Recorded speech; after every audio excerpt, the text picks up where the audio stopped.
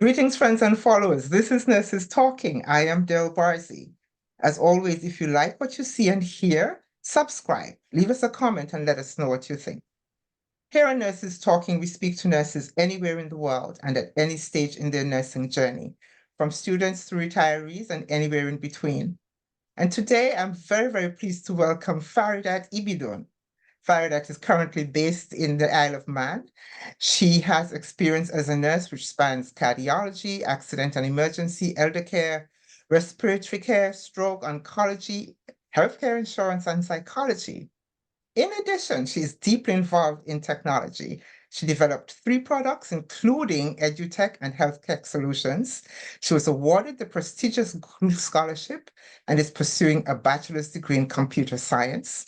She's a dedicated social entrepreneur with experience in sustainability advocacy and leadership. She has led 3 successful nonprofits and is in the process of starting her own nonprofit, Safe Space, to champion mental health advocacy. In 2022, she was recognized as one of 23 young African women entrepreneurs. She participated in Nigeria Green Academy program as one of 17 selected advocates across 36 states in Nigeria, and also the United People's Global Sustainability Leadership Program in the US as one of 23 selected leaders across the world. Welcome, Faridat. Thank you so much. You wear so I'm many honored hats to and you are, be. I'm sorry. I'm honored to be here with you today. It is my pleasure. It is my pleasure. I am so impressed by all the hats you wear. I don't know where you fit them. I know.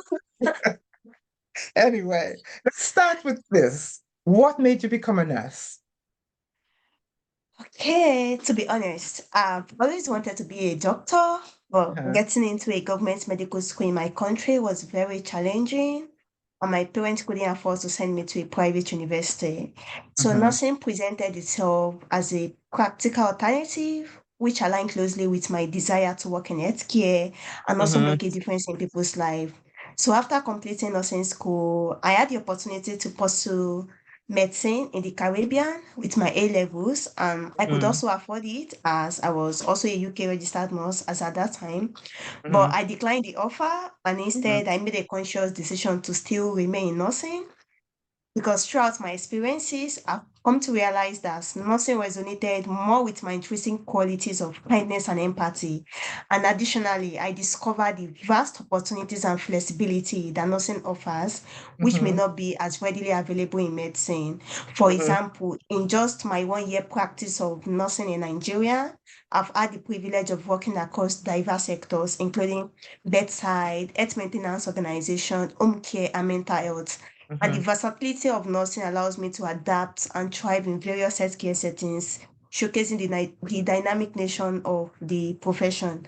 And also, the global demand for nurses and the ability to practice anywhere in the world afford me a unique sense of freedom and mobility. So it is safe to say, while nursing initially presented itself as an option, my decision to remain in this field is a deliberate choice, and which is one I've continued to embrace wholeheartedly. I listen, you have just articulated so many of the goals of this whole channel. Thank you. So, having gotten into nursing though, was it in any way challenging for you?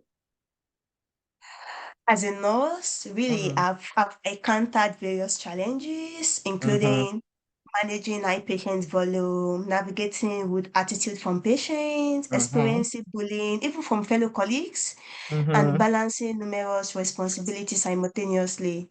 But to address all these, I've also implemented a lot of strategies which has helped me over the years, centered around effective communication, teamwork, setting boundaries, and of course, continuously learning. So, for example, in the face of high patient volumes, I've honed my time management skills and always develop efficient workflow to ensure quality care despite the high demand. And when confronted with witness from patients, I always prioritize professionalism with a mix of empathy. And when dealing with bullying from colleagues, which has always been another test on its own, I've remained resilient by advocating for myself, seeking support from mentors, from my supervisor, from my senior colleagues, and of course, fostering a culture of respect and collaboration as well. And when it comes to juggling multiple responsibilities, which of course require careful organization and prioritization, I've also learned to say no because I'm the kind of person that I find it difficult to say no to people. But I've learned to set boundaries, to also learn to delegate tasks when appropriate, to communicate openly about my workload concerns, and also, of course, always set boundaries to prevent burnout. Thank you. Yeah, yeah, yeah, yeah. Yeah. And you know, that is huge actually. That's setting up boundaries because um you know, as you mentioned, the high workload, and it's because of, in many instances, lack of staff. And it presents, on the one hand, it presents us an opportunity to just work and, you know, earn. On the other hand, it presents us the difficulty of the challenge of overworking ourselves. Yeah, I So, agree with you 100%. And at the end of the day, it's always the nurses. If anything goes wrong, it's not the safe staffing ratio. You'll be the one to be yeah. responsible for anything, which is Yeah. not nice, really. Yeah. If we look at it, what you notice is that in every healthcare system that I have encountered, and I've encountered a few, nursing is the middle. It's the, you know, it's that spiral around which everything else seems to turn. I agree Yeah. with you 100%. So though, what aspects of nursing life do you think you'd like to see change, either in, you know, the way nurses are educated, the way we practice? What would you like to see change?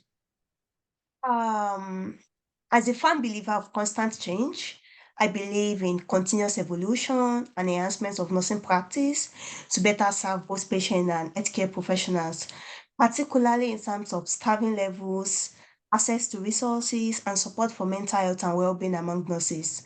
So to start with, one area I wish to see significant potential for improvement is the optimization of staffing levels within healthcare facilities because adequate staffing is paramount for ensuring safe and effective patient care as it allows nurses to allocate sufficient time and attention to each individual under their care. And when we advocate for appropriate staffing levels and workload management strategies, we can cultivate an environment that prioritizes patient safety and also the nurses' well-being. And additionally, access to resources plays a crucial role in facilitating optimal nursing practice, whether it is advanced medical equipment, up-to-date technology, or comprehensive educational materials. Ensuring that nurses have access to these resources they need is very imperative for delivering high-quality care. So investing in robust resource allocation mechanism can empower nurses to perform their duties with confidence and efficiency, which ultimately benefits patient outcome. And furthermore, the mental health and well-being of nurses, of course, deserve heightened attention within the healthcare landscape. Nursing is inherently demanding, both physically and emotionally, and it's essential to provide adequate support system to mitigate burnout and promote resilience among nursing professionals. So implementing initiatives like regular mental health check-in, access to counseling service, fostering a culture of open communication can significantly enhance the overall well-being of nurses. So, in overall, fostering a more supportive and sustainable work environment is paramount for advancing nursing practice. And by addressing these highlighted concerns, staffing, enhancing resource availability, prioritizing nursing's well-being, we can create a conducive atmosphere that not only improves patient outcome, but also enhances nurse satisfaction and retention rate. Absolutely, absolutely. Yes. So, another one of your passions is technology. Yeah. How do you see? I mean, nursing is exploding, technology is exploding. How do you see the two of them coming together over the next 5, 10 years or so to influence the way we practice? Okay. So technology and nursing, or let's say technology, nursing, and healthcare in general are Yes. simultaneously related. So over the years, we've seen the importance, we've seen the application of technology in several sectors, education, the evolution of AI, we've seen Mhm, tremendous impact of technology, especially during the time of COVID as well and post-pandemic era. So mhm, it's not a news that technology is here to stay, whether we like mhm. it or not. We have to embrace technology. We have to Mhm, learn technology. We have to adapt to technology. So it's also very important for nurses to also learn the intricacy of technology, which is why one of the things I do is also, aside from the fact that over the years I've been able to own my technical skills. I have a whole technical background itself. I work as a product owner for startup. I do project management as well. I'm also studying computer science as well. mhm, So myself, you wouldn't believe mhm. I'm a nurse if I don't Why tell you. do? That's what nurses are. We do things. I and so the fact that I got a Google scholarship for technology. I mean, a Mhm, nurse getting a scholarship meant for people in computer science. It's really mind blowing. I was mhm. really surprised of that achievement myself. So if I myself can do it, I'm sure anybody else can do, and which is why one of the initiatives. So I work as a chief project officer at Innovate Earth Africa, and this initiative is aimed at empowering healthcare professionals. It's strictly for nurses, doctors, healthcare professionals. So it's to harness the potential of technology in healthcare sector. So what this bootcamp does is it's sort of trained these healthcare professionals in the realm of technology, especially relevant to what they are doing, and then set up after the training boot camp, which is 4 weeks, then mentor them, assign them to mentors in the professional sector, and then also assign them to companies to own their skills, to be their portfolio. So I'm sure there are a lot of initiatives like this out there. If you look around, it might not be as deeply involved with healthcare, just like the one I'm working with, Innovated Africa, which is about healthcare professionals. But there are also other boot camps that you can learn, especially in this era. Like there are a whole lot of opportunities for you to own your technical skills, for you to even if you are not deeply ingrained in tech like me, if you don't Mhm. want to go into depth into data analysis, because you have your own nursing life as well. So, but at least knowing the basic, having a basic knowledge of how technology works, especially how it's relates and work alongside with healthcare, how do we apply technology to solve some of the problems we are having in healthcare, some Yes. of the problems we are having nursing wise is really paramount. Yeah. Yeah. Yeah, Yeah, I can see that you're very passionate about that. yeah, I am. Very, I can see that. I can see that. And so yeah. you're Mhm. also part of interested in nonprofits, and you've been involved in nonprofits, and you're creating your own nonprofit, Safe Space. Yes, I And Safe am. Space, as I read it, focuses on you're trying to address the mental health of people, and promote advocacy and I don't want to use the word tolerance, but understanding and stuff like that of mental health. Yeah. What made you pick mental health, first of all? Okay, so over the course of my journey, so I've been in sustainability advocacy and leadership for over a decade. I've Mm-hmm. started advocating since I was 13 years old. I was advocating across different sectors with different non-profit organizations. So I've advocated for different SDG goals, including gender equality, poverty, healthcare.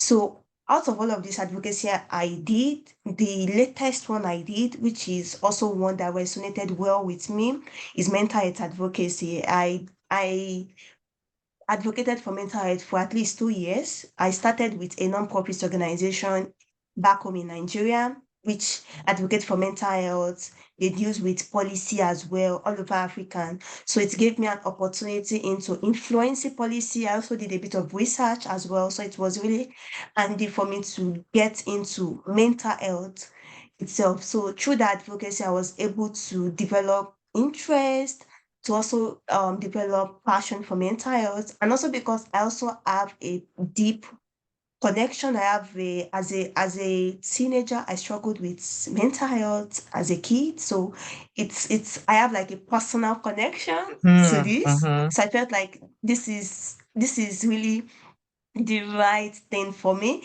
because I'm the kind of person, I have a whole lot of things. Like I could do different advocacy, and I thought to myself, if I had to choose one, if there is one day I had to create my own non-profit organization, and I want to center it on just one thing, which advocacy am I going to choose? And that was where the mental health comes in, because that was really what resonated with me out of all of the advocacy I did, which is why I am developing Safe Space, which is a non-profit organization. I aim to utilize technology as well into building a product Hmm. that will really go a long way in revolutionizing the whole mental health scape, the resilience. I also want to use the concept of agility as well and incorporate it into mental health to empower people to create a more resilient community. So yeah, that's my drive. Okay, okay. You know what I have noticed as I speak to nurses, and even not just speaking to nurses, when I listen to the news and stuff like that, we're talking a lot more these days about mental health and of the importance of paying attention to a person's mental health. And so it brought a question to mind, and I'm wondering, is it that the incidence of um, decreased or impaired mental health is greater now, or is it just that we're now more aware? What do you think? I think it's because we are more aware, because mental health, I feel like mental health has always been there. It's just that because of stereotypes, because of Hmm. media, because of culture, it's blurred the line. We're not really paying attention. But now, because there are a lot of advocacy, there are a lot of importance. People are not stereotyping. We are not Yeah, judging. Like, we are becoming more educated. We are becoming more empathetic. We are starting to see the impact of mental health challenges. So I think it's more of awareness. I agree with the second point. yeah, yeah. I think so. I think so. Yeah. So to come back to nurses, I have a question now. Okay. So if you could, having been a nurse and in all of these other arenas, um, if you could describe what to you is the most essential quality of a nurse in just one word, what would that word be? Okay. So it's I'm sure it's a very obvious question for everyone who is a nurse. For me, it's compassion, It's because it's compassion. the foundation of everything we do as nurses. It's also the driving force behind our commitment to providing high quality, patient Mhm, centered care. So it's mhm, always compassion, empathy, kindness. Everything still centered around compassion, about being kind, about being empathetic. I think mhm, that's like a synonymous to nursing itself. mhm, mhm, mhm. Yeah. And I'm not sure if I have wondered about, I get that word often. I ask the question often and I get that word often, although I get, a lot of other different ones as well. But what I wonder is compassion an innate quality or can it be learned? What do you think? Yeah, that's a tricky question. Okay, so for me, I would say uh both. Compassion is innately, like, just as human being, we are beings that are primed for compassion, for empathy, in as much as you are human. But maybe growing up, circumstances like different external factors now blurred the compassion line. But I feel like humans naturally are compassionate beings. So which is that innate traits. However, compassion can also be learned. What I mean by compassion can be learned is you can prime yourself to be more compassionate. You can choose, You can you choose. like seeing other people's experiences, feeling other people's feelings, consciously telling yourself to be compassionate, consciously learning interpersonal relationship, tolerance, patience, consciously putting yourself out there in an environment that breeds compassion is a way of saying we are also learning compassion. We are also and also that's also one of the thing. Maybe it's not so obvious that I think nursing school also instill in you consciously or unconsciously. So I could say compassion can be innate and can also be learned. Okay. Okay. Great. Great. Great. I think so too. I think so too. And you articulated it very well. You know, even if I had some blurring of the lines, there was some more clarity, right? You articulated it so well. So Thank one more you. question, Faridat. We Yeah. talk a lot about self-care. What do you do for you to care for you? Okay, so self-care to me is about intentionally prioritizing my physical, my emotional, and mental well-being. So it means me setting boundaries, because when I was speaking earlier, I said I find it difficult to say no. Some years Mhm. ago, I used to struggle with this. So I think that's why I'm consciously staying in nursing, because I feel like sometimes I feel like my compassionate attitude is a weakness, because it means I'm unable to say no to people. I want to please, I want to make everyone happy. I want to, I just want to help. Like, I just want to do everything and anything. And at the end of the day, of course, burnout, Yeah. mental health challenges.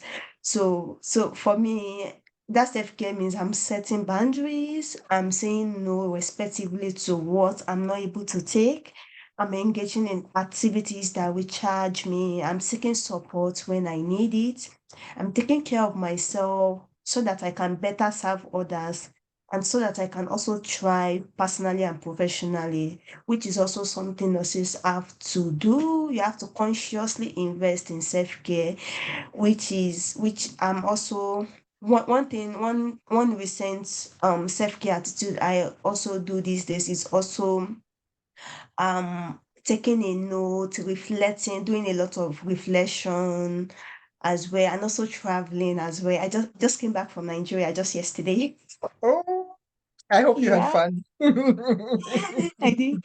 So just traveling, like just having time, just consciously setting aside time for things that matter as well, while also doing my work. I'm also investing in myself as well. I think Mm. that's what self-care means to me.